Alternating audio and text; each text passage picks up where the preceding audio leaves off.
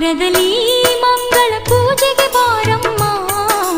ಮಂಗಳವಾರದಲ್ಲಿ ಮಂಗಳ ಪೂಜೆಗೆ ಬಾರಮ್ಮ.